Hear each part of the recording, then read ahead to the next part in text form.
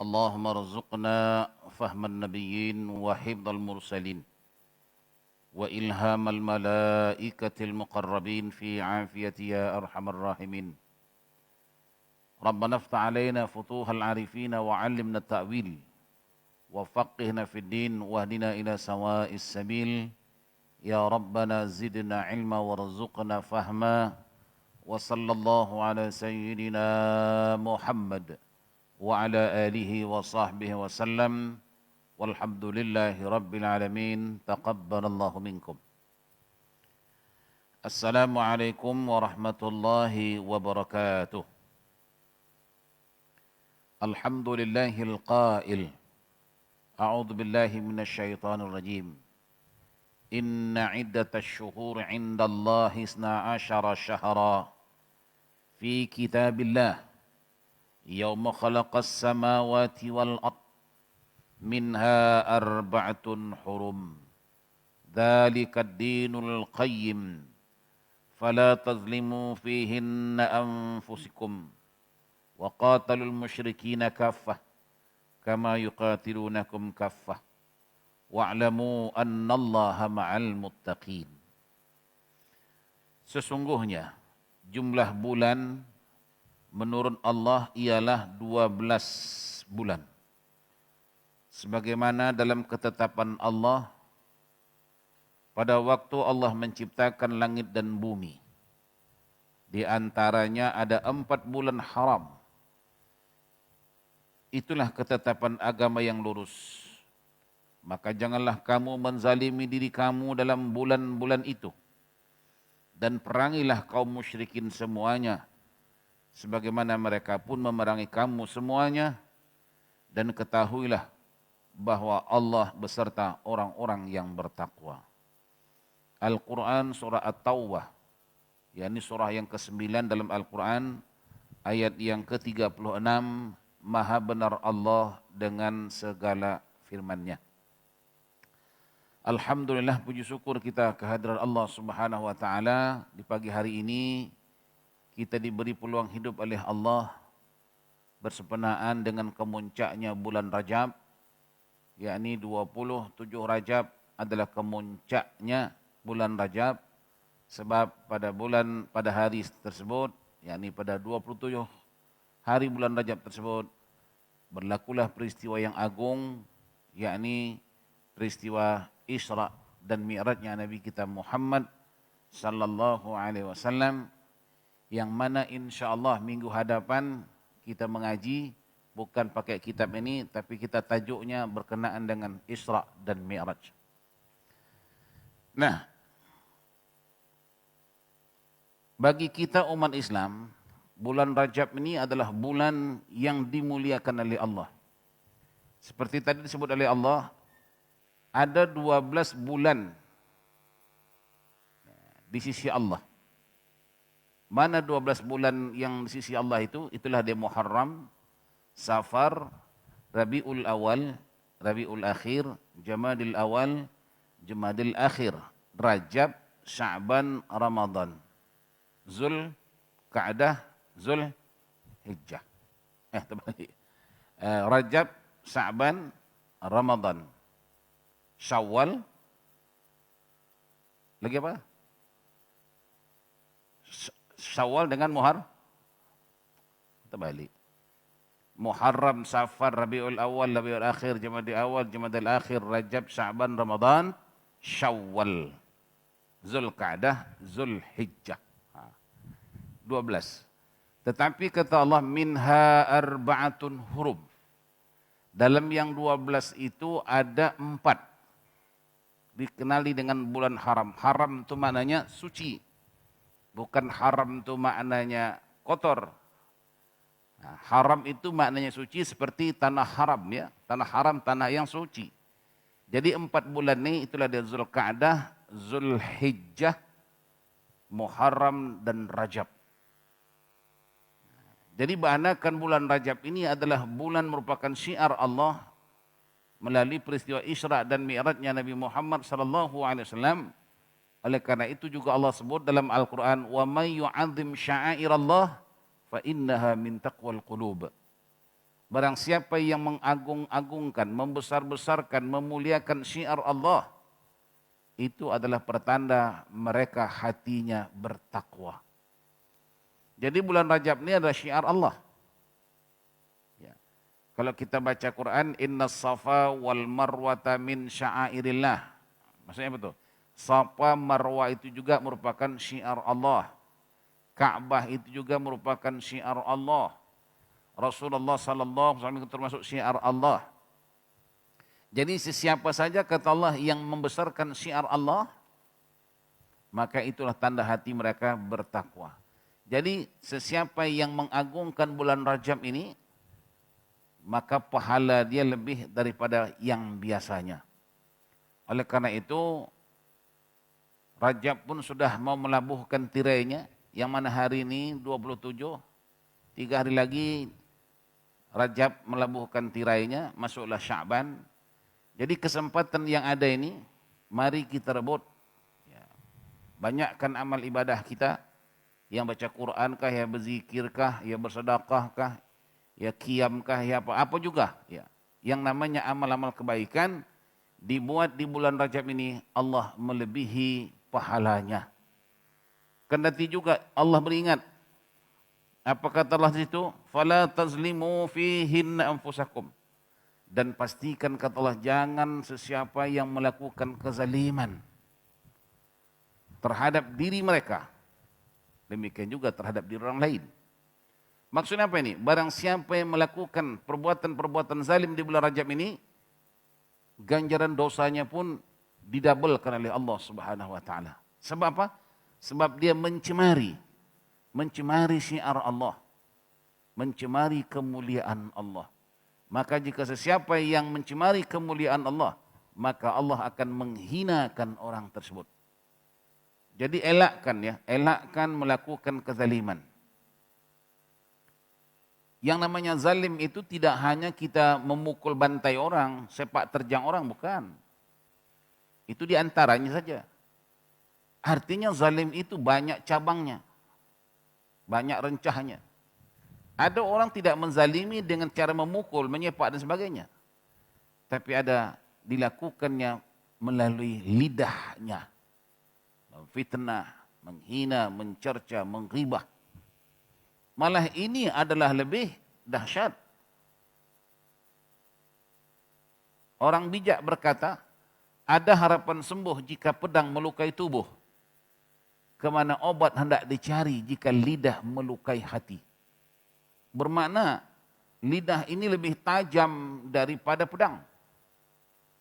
Ya. Pukulan, hentakan lidah ini lebih hebat daripada pukulan tangan dan kaki.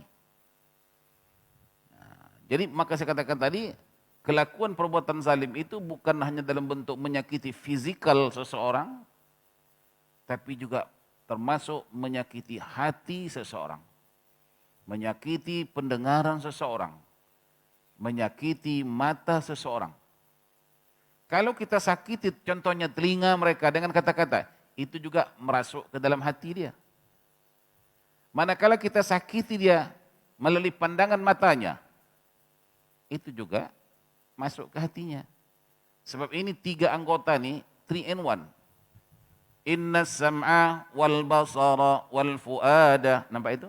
Telinga, mata, hati. Itu serangkai disebut oleh Allah Subhanahu wa taala. Jadi sesiapa saja yang menyakiti telinga seseorang melalui kata-katanya, sesiapa saja yang menyakiti pandangan mata seseorang melalui perbuatannya, itu sama artinya dia menyakiti hati orang tersebut. Nah, khusus pada bulan Muharram ini hendaklah kita menjaga ya tentang kesensitifan bulan tersebut. Fala tazlimu fihinna anfusakum. Jelas dalam ayat ini Allah sebut jangan sekali-kali kamu melakukan kezaliman terhadap diri kamu dan juga terhadap makhluk lain. Apakah itu manusia? Apakah itu haiwan? Haiwan pun makhluk Allah. Apakah itu pokok-pokok, tumbuh-tumbuhan, itu pun makhluk Allah. Fa idza qataltum fasinu qitlah. Fa idza dzabbahtum fahsinu dzabha, sampai di pesan Nabi itu.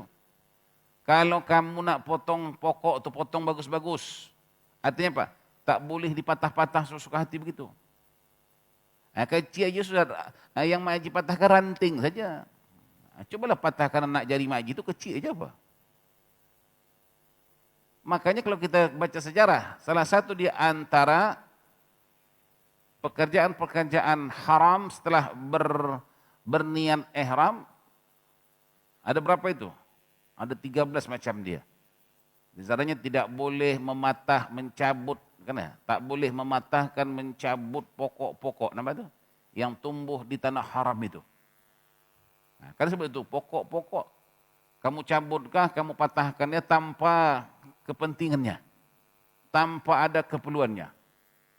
Hanya dilakukan di atas kezalimannya. Pun tidak boleh, sebab dia makhluk Allah juga.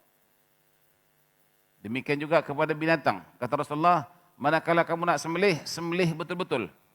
Dengan parang dengan alat penyembelih yang tajam, dengan cara tidak menyiksa. Jadi bukan hanya orang kata, oh aku tak pernah menyakiti manusia. Alhamdulillah. Tapi bagaimana sikap kita dengan makhluk Allah yang lain? Mak Haji tanam pokok bunga, tak disiram, itu zalim. Kadang-kadang Mak Haji ini ada rajin tanam pokok tapi malas siram. Dia kata, bang aku tanam, abang siram. Si abang lagi malas. Maka merengking itu pokok situ, tak disiram-siram. Itu berdosa. Sebab dia makhluk Allah perlu makan minum juga. Demikian seterusnya. Baik. 4 bulan yang haram tadi itu itulah Zulqa'dah, Zulhijjah, Muharram dan Rajab.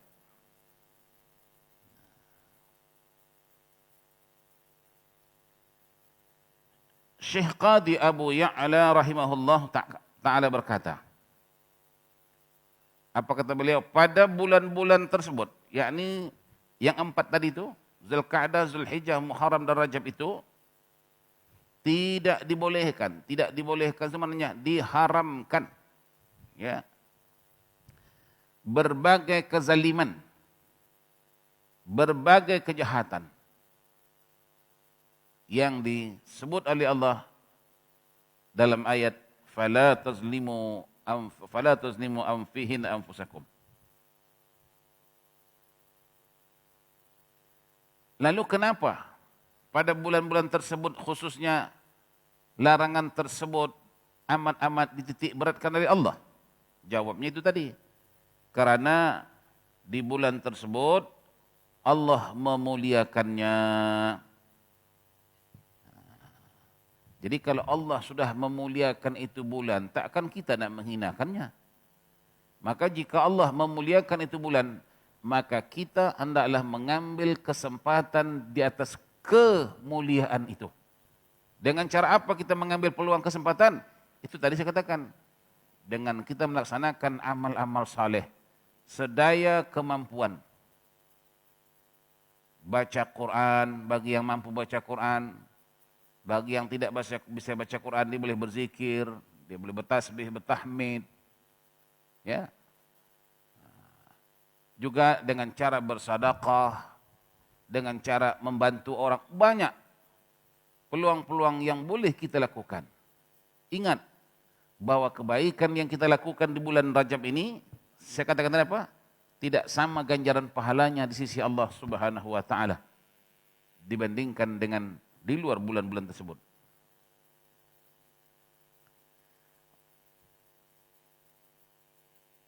Demikian pula pada bulan Muharram ini, ya, sangat baik untuk kita melakukan amal saleh sebagaimana tadi sabda Nabi.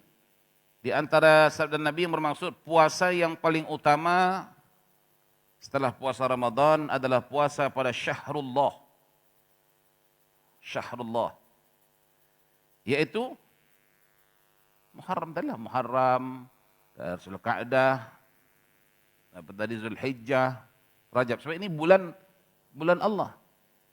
Sehingga ada dikatakan oleh Al-Hafiz Abul Fadil Al-Iraqi dalam kitab Syarah Imam Tirmizi, dia kata bahwa hikmah bulan Muharram, Muharram dari bulan yang diharamkan tadi 4 itu, disebut Syahrullah, yakni bulan Allah. Padahal kalau kita pikir semua bulan yang 12 tadi pun bulan Allah kan. Inna iddatash syuhuri indallah isna asyara syahra kan. Sesungguhnya bilangan bulan di sisi Allah sebanyak 12 bulan. Itu Allah juga bilang. Cuman ada istimewa, diistimewakan oleh Allah Subhanahu wa taala. Di antara bulanku yang 12 itu kata Allah ada 4 yang istimewa di situ. Nah, ini peluang. Kenapa diistimewakan oleh Allah di situ? Untuk kita mengambil peluang. Di samping bulan-bulan yang lain tadi, ada bulan yang lebih daripada bulan yang lain. Itu biasalah. Ya. Mungkin benda itu sama, tapi kualiti berlain. Beg yang Mak Haji beli itu sama. Tak usah beg lah, beg banyak. Handphone saja. Mak Haji ini pakai handphone Samsung ya. Samsung ya. Yang Mak Haji ini pakai Oppo. Itu kan sama-sama telepon kan? Sama-sama handphone. Tapi berbeda kuali. Begitulah contoh bulan ini. Walaupun tadi 12 bulan itu memang bulan Allah, tapi Allah istimewakan 4 di dalamnya. Yang dikenali Syahrul Muharram atau Syahrullah sebut Syahrul Muharram. Nah,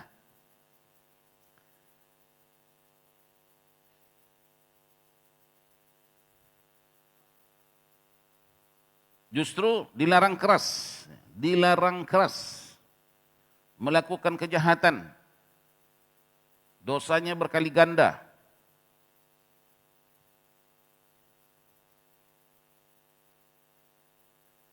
Kemudian lagi tengok. Dia merupakan bulan pertama dalam setahun, Muharram. Kan bulan Muharram termasuk kan? Zulqa'dah, Zulhijjah, Muharram. Rajab kan? Kalau Muharram itu bulan, dia diletakkan yang pertama. Ya. Kemudian dalam setahun yang mulia itu bulan Ramadan, Syahrul Ramadan. Ramadan itu disebut Sayyidus Syuhur. Itu penghulu dia, penghulu bulan. Ramadan, Sayyidus Syuhur. Kenapa? Sebab walaupun tadi bulan di sisi Allah 12 bulan, tetapi hanya satu disebut oleh Allah nama bulan di dalam Al-Quran. Kalau tadi disebut Muharram, Zulqa'dah, Zulhijjah, Rajab itu disebut dalam hadis Nabi sallallahu alaihi wasallam. Ya. Adapun Ramadan langsung disebut oleh Allah dalam Al-Qur'an, ayat yang sering kita baca, Syahru Ramadan alladzi unzila fihi al-Qur'an, ya kan? Langsung disebut Syahru Ramadan. Oleh karena itu, ulama menetapkan bahwa bulan Ramadan adalah merupakan penghulu cip segala bulan.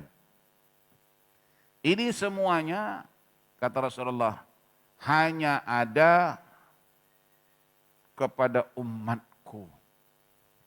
Jadi kemuliaan-kemuliaan yang ada dalam bulan, yang ada pada hari mulia itu hari Jumat, Sayyidul Ayyam, itu ada pada kita umat Muhammad. Sayyidus Syuhur, Ramadan, ada pada kita umat Muhammad. Syahrul Hurum, ada kepada kita umat Muhammad. Betul enggak? Ada bulan, ada tahun yang paling mulia. Ini memang diwajibkan di situ melaksanakan ibadah haji, Zulhijjah. Ada lagi jam yang paling terbaik. Mana dia? Wa minal laili fatahajjat bihi nafilatan lak. Itu maknanya jam yang paling terbaik, yakni pertengahan malam. Jadi pada umumnya semua yang diberi Allah Ta'ala kepada umat Muhammad semuanya adalah dalam golongan yang terbaik. Hatta umat yang terbaik itu umat Muhammad. Kuntum khaira ummatin ukhrijat linnas. Kan seperti itu. Kuntum ummatin ukhrijat linnas. Kalianlah. Siapa itu? Kita. Kuntum kalian. Kalian siapa? Kalian umat Muhammad. Khaira ummah. Sebaik-baik umat. Jadi tidak ada satu pun yang tidak baik yang ditumpah dan dicurahkan oleh Allah Ta'ala kepada umat Muhammad. Hanya kita tinggal mengutip atau memetiknya saja. Itu pun kadang-kadang kita malas. Bayangkan bulan Ramadan. Itu bulan yang spesial pula tuh. Spesial bulan ibadah. Ramadan itu bazar ibadah. Bukan bazar juadah. Nah, tahun ini tak ada bazar-bazar juadah. Ya. Tahun ini tak ada bazar-bazar. Jual makanan enggak ada lagi. Ya kan? Padan muka. Muka aku lah. Nah, ada baiknya. Karena kadang-kadang dengan adanya sibuk menyibuk di bazar-bazar tu, Ramadan kita pun berteraburan. Pergaul-gaul bebas di situ. Laki-laki, perempuan. Maaf-maafnya kadang-kadang yang menjual itu pun tak sembahyang pun. Sibuk dengan nasi berani, nasi dam, dari, entah nasi-nasi apa, nasi uduk, nasi anyak, entah apa-apa itu. Orang yang macam itu seakan salat tarawih, salat wajib dia pun tak buat. Saya setuju. Bagus. Ya bulan Ramadan bukan bulan puji selera. Ya. Ada tu namanya bulan Ramadan, bulan puji selera. Puji selera mana apa? Memuja-muji selera. Jam 3 petang sudah mulai round macam burung. Cari bazar Woodlawn, bazar Yusun, macam bazar. Beli, makan tidak tu. Allahumma lakasum tu buka teguk air saya, ini semua hambar. Buang. Sedekah tidak. Kadang-kadang ambil bubur tu pun bergaduh. Sampai maki-maki hamun pun ada. Tengking-tengking pun, la ilaha illallah. Kenapa lambat sangat nak bagi? Orang tu ada peraturan, ada undang-undang. Time sekian kita bagi. Kemudian habis tak boleh lagi. Habis kira habis. Habis, mengamuk. Jadi bulan itu nampaknya tak nampak bulan ibadahnya. Jadi alhamdulillah adanya COVID ini mengajar kita lebih khusyuk lagi kepada Allah Subhanahu Wa Taala. Dan tahun ini tetapkan bahawa masjid hanya ada menyediakan perbukaan air putih dengan kurma. Habis itu salat maghrib.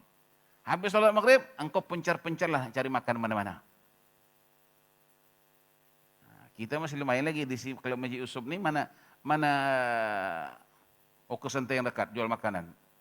Al-Amin ada, Al-Iman ada, macam-macam mereka ada. Dekat sini banyak. Tapi bagaimana kalau mereka pergi ke masjid pertempatan? Dah kasih minum air, makan kurma, salat. Habis itu pencar, nak cari makanan. Kemudian nanti baru datang balik. Rasa saya tak ada harapan. Dah balik, nak datang balik. Silap-silap bukan lagi jemaah, Pak Imam barangkali tak balik lagi. Ini pun satu cabaran. Bagaimana kita menghadapi suasana seperti ini? Sebab kita selama hari ini sudah terbiasa. Dilayan, diladen, ya, dengan mudah sebagainya. Asalkan Ramadan, ada bubur Ramadan. Dan itu juga, ya bagi saya barangkali saya pandang segi positif ada, negatif pun ada. Berapa banyak kita nak keluarkan kos untuk bubur itu, kadang-kadang satu masjid boleh mencecah ratusan ribu. Ya malah sedekah-sedekah begitu, tapi kadang-kadang sudah tidak lagi peringkat sederhana, malah sudah sampai peringkat pembaziran. Boleh bersedekah, memang digalakkan bersedekah. Tapi jangan sampai pembaziran seperti itu. Jadi sekali lagi dengan adanya COVID ini, betul-betul kita terajar. Nak tengok bagaimana kesungguhan kita dalam menghadapi suasana ini. Sebagaimana yang sering saya katakan bahawa dalam kita melaksanakan ibadah kepada Allah, Allah tidak hanya memperhatikan kepada kita buat, Kalau buat, semua orang buat. Tetapi ada di sebalik itu yang Allah nilai. Apa dia? Kesungguhan Anda berbuat. Tafarraga li'ibadati, kata Allah. Walaupun kamu buat ibadah itu, tapi aku nak lihat sampai di mana kesungguhanmu. Ada orang salat subuh, dia salat. Tapi salat dia tadi itu 5 kali dibangunkan. Bangun subuh, dah subuh bangun. Maka saya sering tanya, kalau Mak Haji, Pak Haji di rumah, siapa yang bangunkan? Pak Haji bangunkan Mak Haji subuh ya? Pak Haji bangunkan Mak Haji atau Mak Haji bangunkan Pak Haji? Ayo. Dua-dua tak bangun, nah bagus. Dua-dua tak bangun. Harapkan dia bangun, dia pun tak bangun. Nah contoh tadi, dibangunkan dia bangun, disuruh salat, dia salat. Bermakna dia buat, tapi tidak ada kesungguhannya. Malah itu disebut dari Allah dalam Al-Quran, itulah salatnya orang munafik. Orang munafik ini bersalat, tapi kusala, yura'unan 'alan nas. Dia salat dalam keadaan malas. Dan dia salat itu bukan tujuannya karena Allah, melainkan untuk ditunjuk-tunjukkannya kepada manusia. Buat. Jadi kan adanya COVID ini, artinya tidak ada kemudahan-kemudahan seperti biasa. Yang paling uniknya tadi itu, kita datang salat maghrib, buka, minum air putih, makan kurma, habis salat maghrib, kemudian pergi keluar, kemudian datang balik. Ini kan satu yang ganjil. Artinya ini satu yang ganjil bagi diri kita. Biasanya mana? Biasanya berbuka di masjid, semuanya di masjid, sampailah nanti salat tarawih. Selesai baru pulang, ya kan? Ini tidak, datang, salat maghrib, kemudian pergi cari makanan, mungkin balik ke rumah atau kemana-mana, kemudian datang lagi. Ini sesuatu yang ganjil. Kalau dulu Rasulullah begitu, Rasulullah kata, kalau salat sunat itu Nabi buat di rumah. Kemudian tarawih itu sendiri, tarawih itu kan istirahat. Macam mana cara-cara mereka salat dulu? Tarawih itu mana istirahat. Salat tarawih berapa rakaat? Soal jumlah rakaat itu 8, 20 itu terserah. Dua-dua betul. Yang bikin 20 pun betul, yang bikin 8 pun betul. Jadi kalau 20 betul, 8 betul, mana yang tak betul? Yang tak sembahyang tarawih itu tak betul. Oke? Nah, jadi jangan, saya tak suka mendengar, oh itu kalau 8 rakaat ikut sunnah Nabi. Jangan Anda terburu-buru berkata seperti itu. Kalau ikut sunnah Nabi betul, salat tarawih Nabi itu 8 rakaat. Tapi ingat, 1 rakaat, 1 juz bacaannya. Engkau sudah 8 rakaat, qul huwallahu itu pusing-pusing itu. Lalu sunnah Nabi.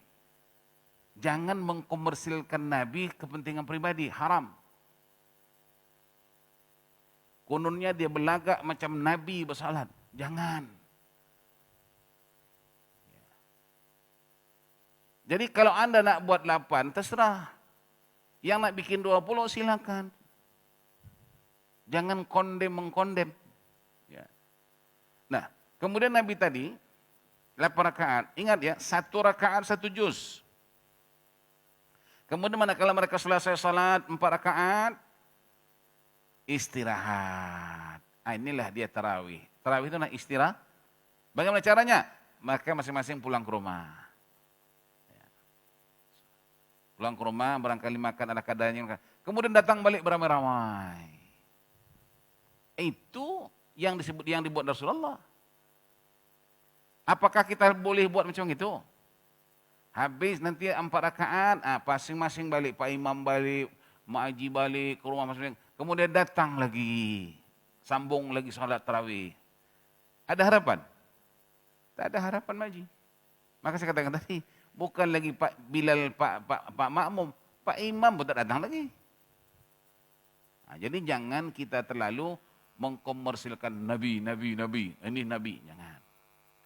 Akhirnya kita bukan memuji, malah menghina pula jadinya.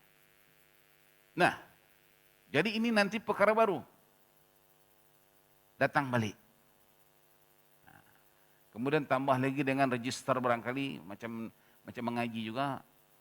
Macam mengaji ini juga, register. Dan jika kita dapat, datanglah, ada tempat mananya kan. Tapi kalau tak dapat, apalah masjid ni kita daftar pun tak dapat, tak payah terawih lah. Bro, itu kan SOP, harus kita ikuti. Cuman SOP ini kadang-kadang jangan salah paham. Bisa-bisa SOP itu suruh orang pulang pun ada juga. SOP suruh orang pulang. Ada kawan saya itu, dia tergopoh-gapoh nak salat, waktu sudah mendesak. Dia tak bawa sajadah. Tak bawa sajadah. Di situ pula kan tak dibenarkan, mesti pakai sajadah. Kalau tak sajadah, tak boleh. Iyalah kita paham itu, tapi kawan ini lupa. Dan waktu sudah mendesak nih, sudah habis waktu maghrib. Lalu di SOP suruh pulang. Ini namanya SOP itu, suruh orang pulang. Sepatutnya tak begitu. Setidak-tidaknya masjid mesti ada menyediakan sajadah. Sekarang kau tak bawa sajadah, undang-undang tak boleh mesti bawa sajadah. Tapi bahkan kau tak ada sajadah, masjid ada jual sajadah. Itu kan way out dia kan. Engkau sanggup bayar ni beli, berapa? $10, $5, tak apa. Jika dia tak mau beli, itu maknanya sudah kesalahan dia lah. Udahlah kamu tak bawa sajadah, ditawarkan sajadah dengan harga yang murah. Kalau free lagi bagus. Tapi tak usah free lah, bayar. Jadi masjid ada sesuatu inisiatif. Awak tak bawa sajadah, pulang. Itu bukan caranya. Makanya dalam kita umat Islam di dalam jangka berdakwah pun masih banyak lagi perkara-perkara yang harus diperbaiki dan diperhalusi. Lebih-lebih lagi masjid ini kan lambang kemuliaan. Maka orang-orang yang datang, orang-orang yang bertugas mestilah menunjuk kemuliaannya. Orang datang ke hotel saja pun senyum-senyum menyambut depan pintu, ya enggak? Dia lihat, ini duit. Ini bukan soal duit, soal layanan, soal akhlak. Kita bukan pandang soal duit, kita pandang soal akhlak. Ya. Kenapa orang bekerja di hotel itu begitu ramah tamahnya? Ya Ustaz kan tadi kita sebut dia kan digaji bayar duit. Kita Islam bukan tengok kepada duit gaji itu. Akhlak itulah segala-galanya. Engkau miskin, berakhlak itu mulia di pandangan Allah daripada engkau kaya sombong. Apakah kekayaan itu menjadikan kau mulia? Kalau kekayaan itu menjadikan orang mulia, maka Qarun itu yang paling mulia kalau begitu. Dia yang paling kaya. Apakah pangkat dan jabatan itu menjadikan engkau mulia? Kalau pangkat menjadikan kamu mulia, bimana Firaun yang paling hebat? Dia yang paling tinggi pangkat apa? Jangan kata ana rabbukumul a'la, akulah Tuhan dan tinggi. Tapi apakah pangkat itu? La. Akhlak itulah, subhanallah. Rasulullah sallallahu alaihi wasallam, Allah tidak memuji ibadah Rasulullah. Walaupun Rasulullah itu ahli ibadah. Tapi Allah tak puji ibadah Rasulullah. Yang dipuji Allah apa? Akhlak Rasulullah. Apa kata Allah? Innaka la'ala khuluqin azim. Sesungguhnya engkau ya Muhammad punya akhlak yang sungguh agung. Akhlak Nabi yang dipuji oleh Allah. Bukan ibadahnya. Kenapa itu? Rajin serajin manapun kamu ibadah kepada Allah, sebanyak manapun engkau rukuk sujud sampai melecet dahimu, tapi kalau kamu tidak ada akhlak, itu sama artinya tidak ada apa-apa. Sebab akhlak itu di atas segala-galanya. Al-adabu fawqal ilm. Kemajuan kejayaan umat-umat dahulu sebelum kita, seperti zaman-zaman sahabat, zaman-zaman tabi'in, kemuliaan mereka itu di mana? Kekayaan enggak? Kemuliaan mereka itu kepada akhlak. Ilmu tak seberapa, yang baru-baru masuk Islam kok. Mana banyak ilmunya? Tapi akhlaknya luar biasa.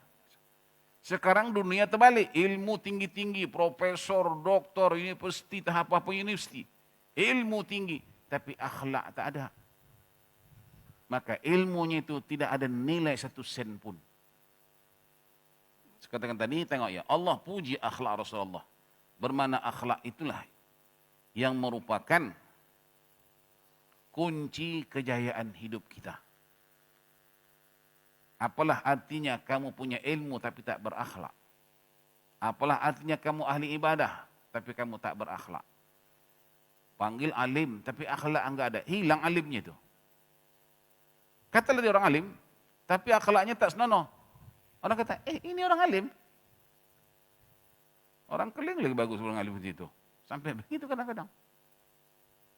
Jadi jaga akhlak, lebih-lebih lagi kita umat Muhammad. Kalau tadi Nabi dipuji Allah Ta'ala akhlaknya, kita juga harus demikian. Berakhlak. Berakhlak ni maji bukan hanya kepada orang lain, berakhlak kepada diri sendiri. Berakhlak kepada anak. Jadi jangan mentang-mentang anak-anak di rumah tu maji suka-suka. Berakhlak kepada anak-anak. Berkata dengan baik kepada anak-anak, itu akhlak. Yang sekarang ini anak-anak kita susah akhlak ini. Itu kita didik berakhlak pun kadang-kadang gagal. Bagaimana kalau kita tidak mendidik mereka? Jadi berhati-hati dengan akhlak ini. Segala kehidupan kita akan ditarik keberkatan oleh Allah kalau kita tidak berakhlak. Allah kasih kita sehat, kasih rezeki, tapi tak pernah tunduk rukuk kepada Allah. Itu namanya kau tak berakhlak kepada Allah. Bumi Allah yang kamu pijak, langit Allah kamu junjung ya. Tapi kamu tidak berakhlak kepada Allah, tidak bersyukur kepada Allah. Itu maknanya engkau tak berakhlak. Tak berterima kasih kepada Allah, itu namanya tidak berakhlak. Bayangkan ibu terangkat nama ibu. Macam mana ibu boleh terangkat nama ibu? Dulu bukan ibu. Begitu engkau punya anak, melahirkan anak, sebut ibu. Bermakna apa? Anak itulah yang menjadikan ibu mulia. Jadi bahanakan anak itu menjadikan ibu mulia, maka kita sebagai ibu memuliakan anak. Sebab engkaulah aku ibu. Betul Mak Ji? Betul Mak Ji? Betul? Hah? Dulu sebelum Mak Haji punya anak, ada panggil ibu? Tak ada. Oleh kerana itu, disuruh kita memuliakan anak itu angkat nama kita. Sekarang nama ibu, pangkat ibu bukan lagi ibu. Sudah 3. Pertama sekali pangkatnya istri. Istri. Dari mana Mak Haji dapat nama istri itu? Laki aku lah. Kata, itu. Maka adalah kamu berakhlak kepada suamimu. Suamimu yang mengangkat namamu istri. Maka jika nanti suamimu tak ada lagi, kamu tak panggil istri. Katalah suami dah meninggal, panggil istri lagi. Dipanggil Mak Jan, Mak Ngah. Tahu Mak Jan? Ada tahu dan diam. Hilang nama itu balik. Kemudian lahir anak, naik pangkat lagi. Tidak lagi istri, sudah menjadi ibu atau emak. Tak lama kemudian naik pangkat, nenek. Tuh. Nampak? Siapa yang mengangkat itu? Anak cucu ni. Maka kita hendaklah berakhlak kepada mereka. Berterima kasih kepada mereka. Demikian seterusnya dan selanjutnya. Nah, jadi sekali lagi bulan Rajab ini, hari ini kemuncaknya, ambil peluang yang terbaik, apa yang termampu oleh kita. Kemudian baru kita mulai pengajian, itu tadi baru mukaddimah saja. Hari ini kita mengaji muka surat 70 Al-Hadi Asyara. Hadis yang ke-11, betul? Wa an Abi Abbasin Abdullah bin Abbas bin Abdul Muttalib radhiyallahu anhuma an Rasulillah sallallahu alaihi wasallam fima yarwi ar-rabbih tabaraka wa ta'ala qala inna allaha katabal hasanat was sayyiat thumma bayyana dhalik faman hamma bihasanatin falam ya'malha kataballahu tabaraka wa ta'ala indahu hasanatan kamilatan wa in hamma biha fa'amilaha kataballahu asyra hasanatin ila 700 dhi'fin ila ad'afin katsiratin. Wa in hamma bi sayyi'atin falam ya'malha kataballahu ta'ala indahu hasanatan kamilatan wa in hamma biha fa'amilaha kataballahu sayyi'atan wahidatan muttafaqun alaih. Kalau sebut muttafaqun, kalau Pak Haji baca hadis jumpa muttafaqun alaih. Ini maknanya hadis yang sangat sahih, sebab ini hadis bersepakat, bekerjasama antara Imam Bukhari dengan Imam Muslim. Hadis yang ke-11 daripada Abul Abbas. Abul Abbas, siapa itu? Yaitu Abdullah bin Abbas. Siapa Abdullah bin Abbas? Abdullah bin Abbas itu adalah bin Abdul Muttalib, maknanya anak Abdul Muttalib, yakni pakcik Rasulullah sallallahu alaihi wasallam. Sebab Rasulullah punya ayah namanya Abdullah bin Abdul Muttalib. Jadi ini abang daripada ayah Rasulullah namanya Abbas. Baik. Rahimahullahu anhuma dari Rasul sallallahu alaihi wasallam. Dalam suatu huraian yang diceritakan dari Allah tabaraka wa taala, maka hadis ini disebut hadis qudsi. Hadis qudsi ini labzuhu minallah wa ma'nahu ila Rasul sallallahu alaihi wasallam. Hadis qudsi ini lafaznya daripada Allah, qala Allah. Kalimatnya itu kalimat dari Allah, tapi maknanya dari Nabi. Itu namanya hadis qudsi. Hadis qudsi ini setelah Al-Quran hadis qudsi lah. Kemudian baru hadis-hadis yang lain. Di sini Allah Subhanahu wa taala kata Rasulullah berfirman. Apa kata Allah? Sesungguhnya Allah tabaraka wa taala mencatat semua kebaikan dan keburukan. Ingat, semua kebaikan, semua keburukan, tidak ada satu pun yang tidak dicatatkan oleh Allah. Semua catat. Yang kita baca Quran, فَمَنْ يَعْمَلْ مِثْقَالَ ذَرَّةٍ خَيْرًا يَرَهُ وَمَنْ يَعْمَلْ مِثْقَالَ ذَرَّةٍ شَرًّا يَرَهُ. Barang siapa yang melaksanakan amal-amal kebajikan, walau sebesar biji zarah, nanti akan ditunjukkan oleh Allah Subhanahu wa taala dan sekaligus menerima balasannya. Maknanya amal ibadah kita sebesar biji zarah itu pun dibalas oleh Allah Subhanahu wa taala. Begitu prihatinnya Allah Subhanahu wa taala. La yughadiru saghiratan wala kabiratan illa ahsaha. Sekecil apapun ibadah kamu atau sebesar apapun ibadahmu, itu semua dicatat dan dijaga, dipelihara oleh Allah Subhanahu wa taala. Satu titik amal kita baik nanti akan ditunjukkan Allah, ini dia amal kamu. Kemudian balasannya. Dan manakala kita bercerita masalah balasannya, tadi kecil amal kita buat, namun Allah tidak pernah membalas kecil. Balasan Allah tidak pernah kecil, sebab Allah bukan kecil, Allah maha besar. Maka segala-galanya bagi Allah itu besar. Membalas amal ibadah pahalanya pun besar. Kenapa itu? Karena sifat-sifat kebesaran itu bagi Allah. Jamal, Kamal, Jalal. Bukan? Allah Jamal, Allah Kamal, Allah Jalal. Jalal, Kamal, Jamal. Maha cantik, maha kuasa, maha sempurna. Jadi sifat-sifat maha itu kepada Allah.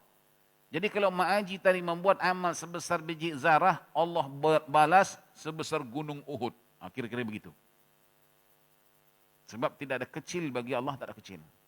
Oleh karena itu saya ingatkan kepada kita semua, jangan kita melaksanakan ibadah, ini pahalanya kecil, tak payahlah. Bikin yang besar-besar, jangan. Kalau kita kata ini pahalanya kecil, seakan-akan kita memperkecilkan Allah. Konon-kononnya amal kecil kita itu tak sanggup Allah beri balasan yang besar. Tidakkah itu namanya menghina Allah? Hari-hari kita kata Allahu Akbar, Allahu Akbar, Allahu Akbar, Allahu Akbar. Allah Maha Besar, Allah Maha Besar, Allah Maha Besar. Nah, jadi jangan memilah dalam melaksanakan amal saleh. Apa saja yang termampu, buat. Aku bukan memilih besar kecilnya, tapi aku memilih membuatnya. Sebab ini adalah perintah Allah. Kalau Allah nak, sebaliknya pun kalau kita bikin amal-amal yang besar-besar, kalau Allah nak balas kecil, boleh saja hak Allah kok. Iya kan? Atau tak balas langsung pun, hak Allah kok. Tapi Allah Ta'ala itu tidak zalim. In ahsantum ahsantum li anfusikum, kata Allah. Kamu berbuat baik, aku balas lebih baik. Itu dia punya falsafah. Engkau berbuat baik, kata Allah, aku balas dengan lebih baik. Lebih, Allah mesti lebih. Jika kamu menghampiri aku, kata Allah, dengan jarak sejengkal, aku, kata Allah, akan menghampiri kamu jarak sehesta. Allah lebih. Jadi jangan bosan berbuat baik. Jangan pilih-pilih berbuat baik. Ini hari boleh buat besar, buat besar. Besok tak boleh buat besar, buat kecil. Yang penting Makanya Mak Haji jangan nak sedekah menunggu kaya. Bila kau nak sedekah, nantilah aku dah kaya. Bila kau kaya? Nak nunggu kaya baru bersedekah. Tak bersedekah aja. Bila kaya? Kadang-kadang Mak Haji minta maaf. Waktu dia suasana ekonomi sederhana, dia rajin bersedekah. Begitu dia orang kaya, timbul kedekut. Maaf, ini yang kedekut-kedekut nih orang-orang kaya, bukan orang miskin. Mana ada orang kaya membubuh tabung tuh? Orang-orang miskin itu juga lah. Apakah tak banyak orang kaya luar sana? Bukan banyak gitu. Tapi mana? Belum ada lagi orang kaya menetapkan, oh itu kos masjid Yusuf Isa 1 bulan 5.000 saya tanggung. Ada? Tak ada. Dan sekarang ini jangan sampai masjid saya dengar sudah ada yang sudah lampu kuning. Mana apa? Simpanan keuangannya sudah merosot. Karena jemaah tak datang-datang setahun kan. Masjid bukan ada perniagaan di luar sana.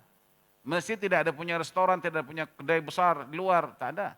Mana income masjid yang Mak Haji hulurkan itulah. Cuman Mak Haji subhanallah. Belum pernah lagi kita mendengar masjid bankrupt. Kenapa masjid itu tutup? Bankrupt. Tak terbayar bil air, bil lampu, tak terbayar gaji kaki tangan. Pernah dengar? Subhanallah. Ini dari mana uang itu datang? Coba tanya masjid ini. Dia 1 bulan berapa perlu duit nih? Dengan air, dengan lampu, gaji pekerjaan sebagainya. Saya rasa kurang-kurang per bulan wajib, bukan sunat ya. Wajib barangkali ini 40.000, 30.000. Bermakna kita ambil yang tadi 30.000 wajib untuk semua. Kalau 30.000 per bulan, bermakna masjid ini mesti dapat duit 1 hari 1.000. Untuk nak tutupkan 30.000, betul enggak? Apakah mungkin masjid dapat tiap hari 1.000 melalui tabung? Ini matematik ya. Tak ada. Hari ini, inilah yang datang. Makanya aja kalau nampak tabung jangan ngantuk. Nanti tabung lewat ngantuk dia gini. Tabung tu lalu bangkit. Itu. Jangan. Tetapi saya katakan tadi, kenapa tidak pernah masjid rumah Allah ditutup dengan alasan tak cukup kos? Percayalah Mak Haji, sepercaya-caya, yakinlah saya yakinnya. Itulah duit Mak Haji masukkan tuh, $10 barangkali dia bertukar menjadi $50. Ini Allah Ta'ala punya kuasa. Uang yang Mak Haji masukkan $5 itu barangkali dia menjadi bertukar menjadi $10. Yang $10 itu bertukar menjadi $50. Mana kita tahu ini kerja Allah. Kalau tidak ada tutup masjid dah. Orangnya itu juga Masjid Yusuf, Masjid An-Nur, Masjid Syafa'ah, Masjid Tempatan, Masjid Ibrahim. Pusing-pusing situ aja. Itu Masjid Ahmad Ibrahim tuh, saya sudah tanya, 1 bulan wajib 30.000 kos untuk kelestarian masjid itu. Macam mana boleh kolek itu duit sebanyak itu? Ini kata orang Jawa, peman, per bulan. Nah, disulap oleh Allah Subhanahu Wa Taala. Tapi jangan pula maji ni, masukkan $5 jadi 50 nanti ni. Banggang pula engkau. Ustaz tu cakap, nanti kita masukkan $5 menjadi 50. Masukkan $5 aja lah. Bukan begitu. Ya. Jadi jangan kita berhitung. Apa kata Nabi? La yuhsi, apa hadisnya lupa saya. Mana gini hadis ni? Jangan kamu berhitung dengan Allah, nanti Allah berhitung dengan kamu. Ada hadisnya itu? Sahih, ya. Jangan berhitung dengan Allah. Kadang-kadang maaf aja, kita kadang dengan Allah ini berhitung sangat. Yang lain-lain tidak. Kita sanggup beli kasut. Berapa ke kasut itu? Busuk-busuk barangkali 150 kasut. Kita beli. Tapi belum tentu lagi maji boleh beli telekung 150. Berapa ke telekung ni? 150. Mahalnya. Menggigil-gigil. Padahal itu dibawanya menghadap Allah Subhanahu Wa Taala. Betul? Kasut yang maji beli beratus tu, ada tak maji pakai kasut? Kaki dah. Kenapa pakai kasut maji? Ini mahal yuk. Tak boleh taruh sembarang yuk. Maka I pakai dalam masjid. Ada? Itu baru kasut Mak Haji 150. Kasut saya itu 400. Beli. Pijak-pijak gitu. Tai ayam, tai kucing, tai anjing. Pijak. Songkok nih. Peci nih ya. Baru $40. Menghadap Allah Subhanahu Wa Taala.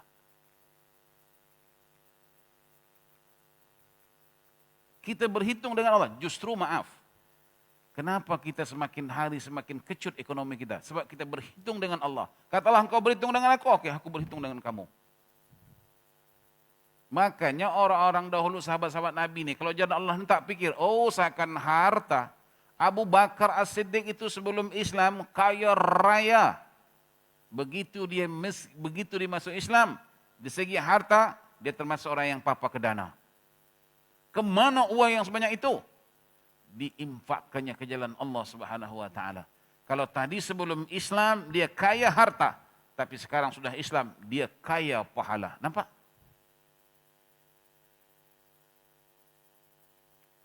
Kita lain. Dari awal Islam sampai akhir Islam, miskin harta, miskin pahala. Baca sahabat Abu Talhah, tatkala Rasulullah sallallahu alaihi wasallam menerima wahyu Allah yang berbunyi lan tanalul birra hatta tunfiqu mimma tuhibbun. Belum sempurna atau kamu belum sampai ke kalimat ibadah yang sebenarnya ibadah kepada Allah. Lan tanalul birra. Kamu belum sampai ke muncak kebaikan itu. Walaupun kamu sudah berbuat baik, tapi belum sampai kepada kemuncaknya.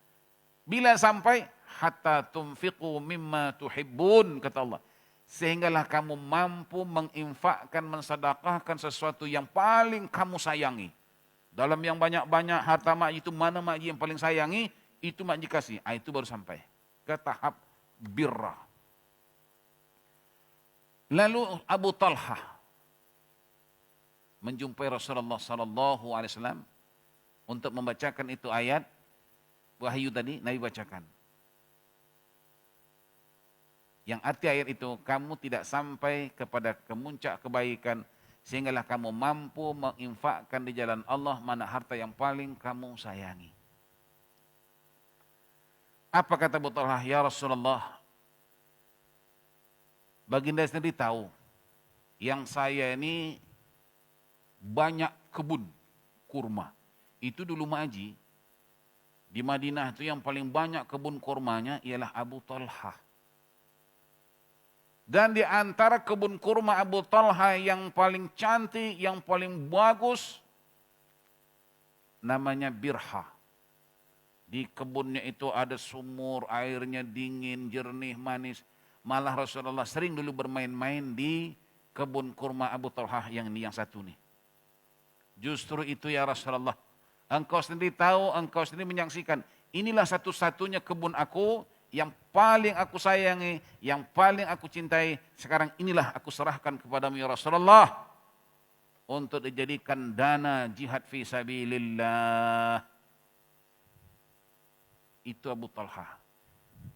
Kalau mak haji, mungkin mak haji tak dapat. Orang laki-laki nanti kalau pergi umroh atau pergi haji, itu Masjid Nabawi itu termasuk itu kebun Abu Talhah itu.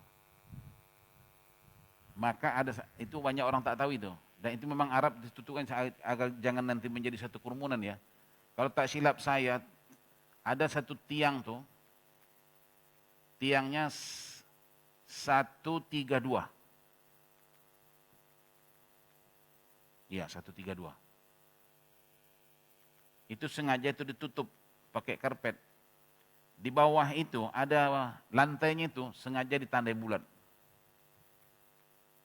Itu disitulah sumur perigi Abu Talhah itu.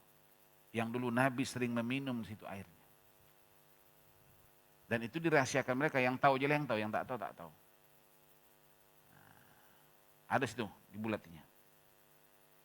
Nah, itu baru betul-betul menyahut seruan Allah. Memberikan di jalan Allah yang paling terbaik. Kita terbalik pula, mana yang tak laku. Itu yang kita kasih. Maka saya sering berkata, ada barang jual baju pakaian second hand, ya second hand itu juga dikasih dia. Kalau nak second boleh maju second hand. Jangan second hand. Second hand itu mana engkau dah tak guna apa. Coba kita berlatih. Berbuat demikian. Apa kesannya dalam hidup kita? Apakah tidak benar apa yang dikatakan oleh Allah itu? Kita contoh ya, sayang, oke? Kemudian tiba saatnya yang punya nih pula meninggal. Tinggallah yang disayangi. Betul? Yang tadi sayang, sangkinkan sayangnya Mak Haji nak pakai pun tak. Simpan aja. Bangun tidur, tengok, ada lagi. Pakai tidak, bahkan orang makan tidak, minum tidak, simpan. Sekali-sekalilah pakai. Bila pakai, jika ada jemputan kawin.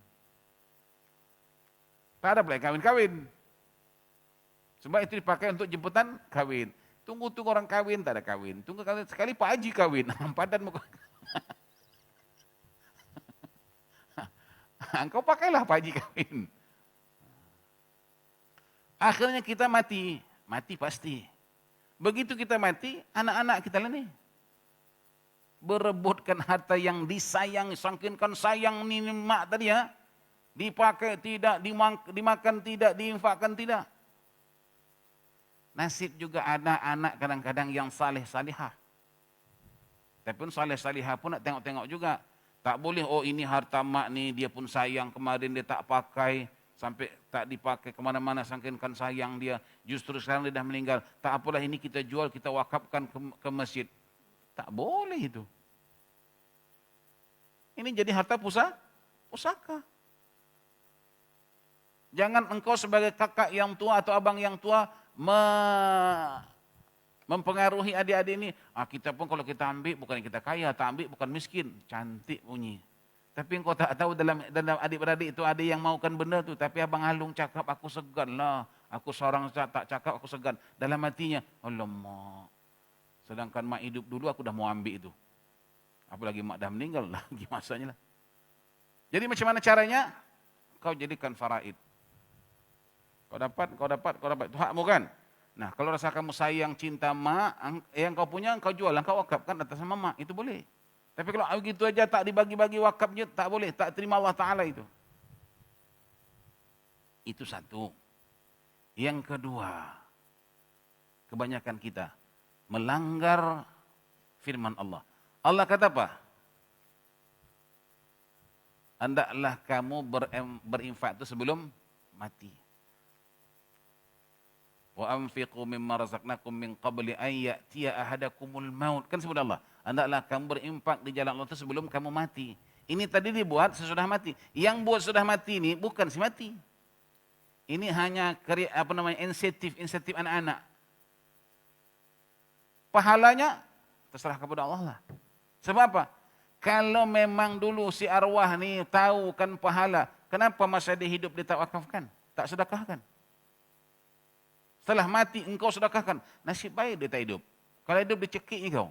Pandai-pandai pula kau mewakafkan, aku cekik kau.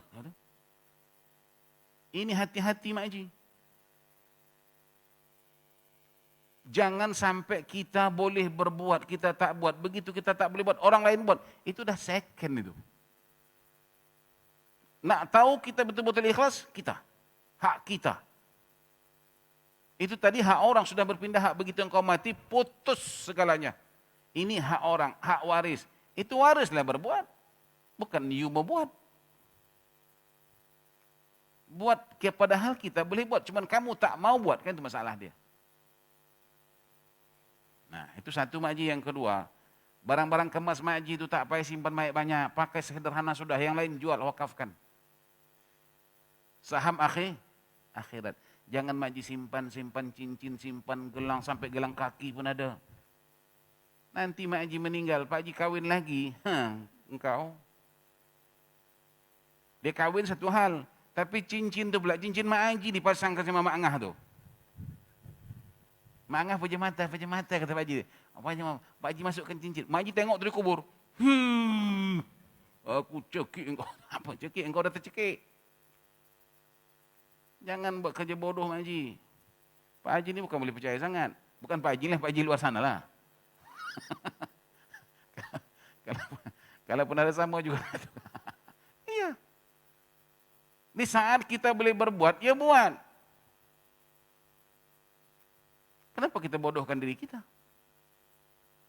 Apakah nanti kalau kita mati ini Pak Haji boleh tolong Mak Haji boleh tolong Pak Haji? Siapa pun tak boleh tolong. Wattaqu yawman la tajzi nafsun an nafsin syai'a wa la yuqbalu minha syafa'atun wa la yu'khadhu minha 'adlun wa la hum yunsarun. Paham Haji? Baru aku paham kata Mak Haji. Nah itu. Baik. Maka barang siapa yang hendak mengerjakan kebaikan, kemudian tidak jadi melakukannya, ini. Maka dicatatlah oleh Allah yang maha suci dan maha tinggi sebagai suatu kebajikan atau kebaikan yang sempurna di sisinya. Tadi Mak Haji nak buat baik, nak sedekah, nak berinfak. Begitu Mak Haji tengok duit, rupanya duit itu dah hilang. Tak siapa ngambilnya, tak tahulah. Yang penting uang tu enggak ada lagi. Padahal tadi Mak Haji nak wakafkan itu, nak sedekahkan itu.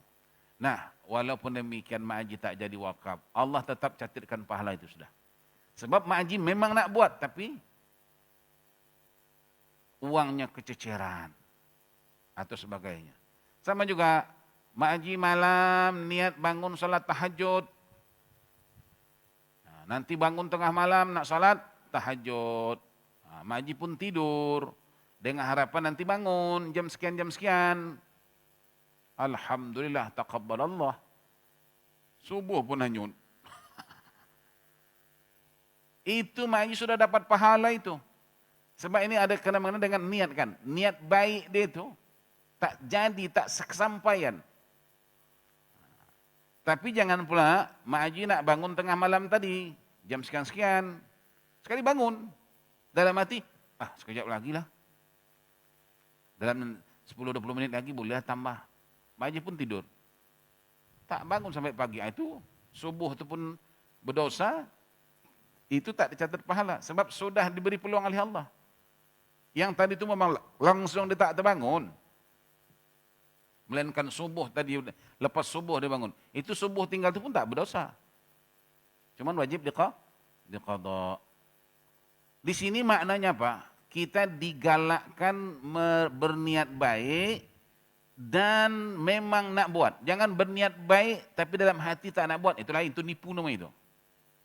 Alimallahu annakum in kuntum takhtanuna anfusakum.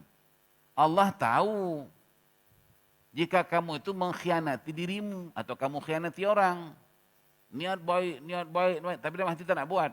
Cakap, kata orang cakap saja. Oh itu tidak. Ini memang dia mau buat. Tapi dia terhalang untuk melakukan itu. Maka dia sudah tergolong dalam golongan berbuat baik dicatat oleh Allah Subhanahu Wa Taala. Tadi Mak Haji nak sedekah duitnya. Memang dah siap tak?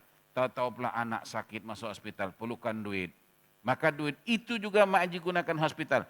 Namun niat Mak Haji sedekah tadi sudah dicatat oleh Allah Subhanahu Wa Taala. Nah, itu dinyanyikan oleh Nur Asyah Jamil dulu. Niat baik satu pahala. Kan? Niat baik satu pahala. Nah. Kemudian dan barang siapa hendak mengerjakan kebaikan itu kemudian jadi melakukannya. Langsung buat. Sampai menjadi 700 kali lipat ganda. Ini lain lagi. Dia memang nak berbuat baik. Kemudian tercapai niat baiknya itu. Terlaksana niat baiknya. Maka kata Nabi, Allah ganjarkan pahalanya sampai menjadi 700 kali lipat ganda. Bahkan dapat sampai jadi berganda-ganda yang amat banyak sekali jumlahnya. Yang tahu hanya Allah. Jadi tidak ada ruginya kalau kita berniat baik. Sekalipun tadi saya katakan tak terjadi. Apalagi terjadi apalagi boleh lakukan, itu luar biasa. Selanjutnya, barang siapa yang hendak mengerjakan keburukan, kemudian tidak jadi melakukannya, maka dicatatlah oleh Allah sebagai suatu kebaikan yang sempurna di sisinya. Dia tadi tujuannya nak mencuri. Nak curilah, durian Mak Haji itu. Buah durian Mak Haji ini. Tapi kadang-kadang bagus juga curi durian Mak Haji ini. Kedekut nak mati. Sedang pokok durian banyak, buah durian banyak. Nak sedekah sebiji durian pun susah. Ini ada orang tua model macam itu. Di kampung saya ada tuh. Dia punya pokok mangga. Mangga tu belak rendah pokoknya, buahnya bukan main lebat. Nak minta, tak dikasihnya.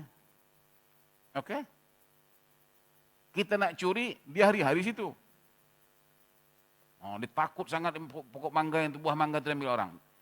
Okeylah, kalau minta tak kasih, tak apa, kita beli. Kita bayar. Pun tidak juga. Jadi orang kampung ni, pedap, dibukakan seluar dia, ditunggingkannya Mak Haji ni. Jadi Mak Haji ni marah, nak cari alat-alat bungkus. Sekali tak dapat batu, buah mangga tu ambilnya, lemparkannya. Dapat buah mangga.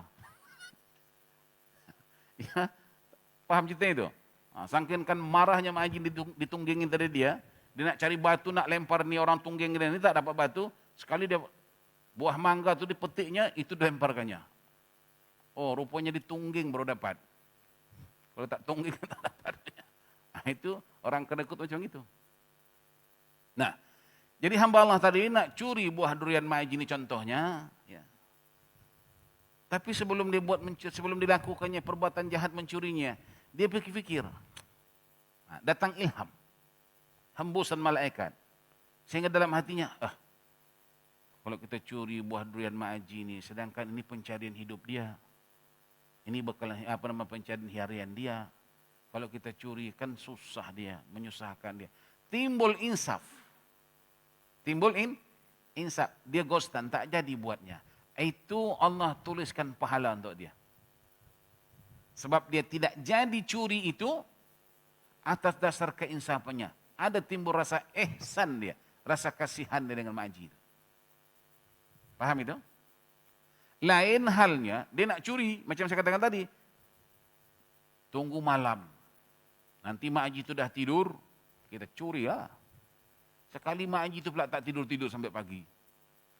Akhirnya si pencuri tak jadi mencuri, kenapa itu?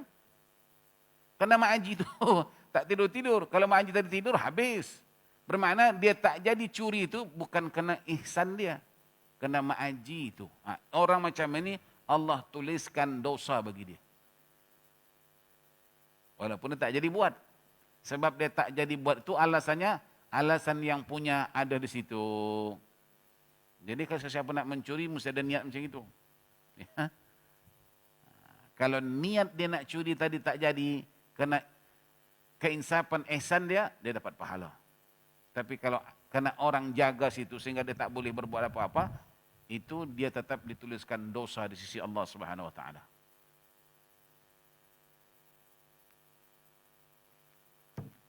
Waktu sudah terlajak. Kita tak boleh terlajak ya. Cuma saya nak habiskan hadis ini, habis itu kita baliklah. Selanjutnya barang siapa yang hendak mengerjakan keburukan kemudian tidak jadi melakukannya, maka dicatat oleh Allah Ta'ala sebagai satu kebaikan yang sempurna di sisinya, pahala ya. Dan barang siapa yang hendak mengerjakan keburukan itu kemudian ia melakukannya, maka dicatat oleh Allah Ta'ala sebagai satu keburukan, dosa. Macam yang saya katakan di belakang tadi, dia tak jadi buat kerja jahat tu sebab yang punya ada di situ. Maka ini dicatatkan oleh Allah merupakan satu dosa. Tapi tengok ya, satu. Bukan, kerana kau tak jadi mencuri sebabkan ada orang itu, maka di sini aku catatkan 10 dosa. Lah, inilah Allah Subhanahu Wa Taala. Kalau kita berbuat dosa itu satulah Allah balas. Kalau kecil kita buat, kecillah Allah balas. Tapi kalau yang namanya kebajikan, satu yang kamu buat, boleh dibalas Allah Ta'ala menjadi 700. Masalul ladhina yunfiquna fi sabilillah, kamasali habbatin ambatat sab'a sanabila, fi kulli sumbulatin mi'atu habbah, wallahu yudha'ifu liman yasha'. Malah lebih lagi. Jadi, mari sama-sama kita mengorak langkah untuk mencari, mendapatkan kebaikan demi kebaikan, yang tujuannya tidak lain, tidak bukan, ialah untuk bekalan kita di hari akhirat nanti. InsyaAllah. Dan sebelum kita berpisah, ingat minggu depan kita akan mengadakan majlis Isra' dan Mi'raj di tempat yang sama, waktu yang sama. Jadi datanglah beramai-ramai seperti ini juga untuk kita sama-sama menggali dan mengkaji ilmu-ilmu yang ada dalam peristiwa Isra' dan Mi'raj itu sendiri. Semoga Allah Subhanahu Wa Taala memanjangkan usia kita dalam keadaan sehat walafiat dan juga dalam keadaan taat kepada Allah Subhanahu Wa Taala. Amin ya rabbal alamin. Dan juga sebelum berpisah, kemarin sesiapa yang mengambil borang itu yang sudah diisi boleh dikembalikan. Kalau sesiapa lagi mau borang kosong ada kita bawakan insyaallah. Bismillahirrahmanirrahim. Alhamdulillahi wahdah wassalatu wassalamu ala Rasulillah Sayyidina wa nabina Muhammadin wa ala alihi wa ashabihi wa mawalah. Allahumma anfa'na bima 'allamtana wa 'allimna ilman yanfa'una. Allahumma ahsin aqibatana fil umuri kulliha wa ajirna min khizyid dunya wa 'adzabil akhirah. Allahumma inna nas'aluka minal khairi kullihi ajilihi wa ajilihi ma 'alimna minhu wa ma lam na'lam. Wa na'udzubika minasy syarri kulli ajilihi wa ajilihi ma 'alimna minhu wa ma lam na'lam. Allahumma barik lana fi Rajab wa Sya'ban wa ballighna Ramadan. Allahumma barik lana fi Rajab wa Sya'ban wa ballighna Ramadan. Allahumma barik lana fi Rajab wa Sya'ban wa ballighna Ramadan. Rabbana atina fid dunya hasanah wa fil akhirati hasanah wa qina adzaban nar. Wa sallallahu ala sayyidina Muhammadin wa alihi wa sahbihi wa sallam. Walhamdulillahi rabbil alamin. Taqabbalallahu minkum. Wassalamualaikum warahmatullahi wabarakatuh.